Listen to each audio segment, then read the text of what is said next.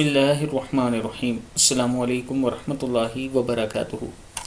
جتنی بھی بڑی مصیبت آ جائے بس یہ دعا پڑھیں، اللہ تعالیٰ کا کرم ہوگا۔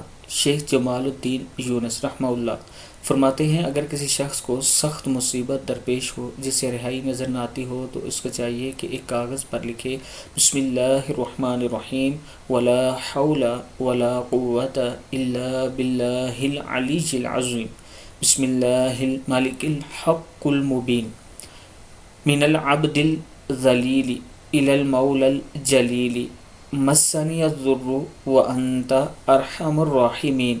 اور کاغذ کو چلتے پانی میں ڈال دے، اگر ہفتے کے اندر اندر اس کی مراد پوری نہ ہو جائے تو قیامت کے دن میرا دامن پکڑ لے۔